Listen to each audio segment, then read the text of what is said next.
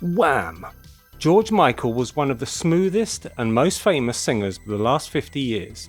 Pop classics, to be honest with you. Today we're going to look at his accent and focus on the sort of standard London accent, although he was born in North London. Playing out your fantasies, it was just a dream, obviously. And I'm going to show you his background and roots. Then I'll play you a little clip. Then we'll look at his accent features. And then I've got something special for you. It's called foreign accent syndrome. Now, I have a question for you today. George Michael went into a coma in around 2011-2012.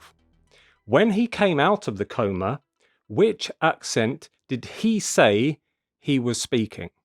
Was it A, Brummie, but was quite funny, B, Scouse, for instance, cheek to cheek? Yeah. or was it C, the West Country accent? That's their hard cheddar. You need to watch the video to find out. First though, let's look at George Michael's background because he has quite an interesting roots and background. So he was born in North London, as I say, and exactly here. Right, I will point to he was born in Barnet. It's actually East Finchley, which is in the borough of Barnet. That's north, slightly west London. So I'm going to play you an audio clip of George speaking about his rise to fame during his success with Wham. Well, for a while it was just playing out, and with your best mate, playing out your fantasies. It was just a dream, obviously. But no, I think what I was doing was I was supremely confident that I was writing pop classics, to be honest with you. But I was also supremely aware that if I kind of left the imagery a little bit more to Andrew, kids kind of loved it. So the accent features, let's have a look at them. So the first one is the glottal stops. So he uses the glottal stops, not always, but sometimes, right? So in the word writing, you can hear him say it full T's, no glottal. Confident that I was writing.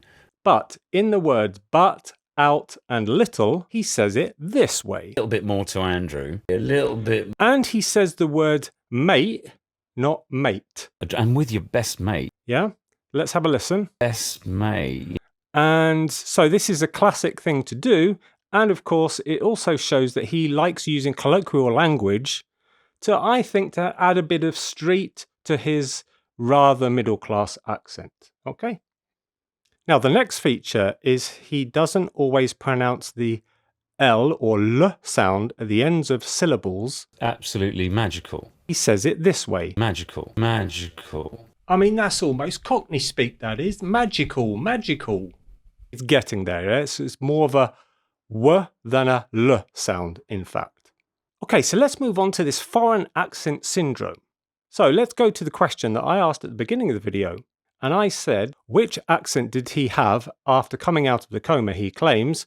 Was it Brummie, Scouse, or West Country? And in fact, he claims he had a West Country accent when he came out of his coma.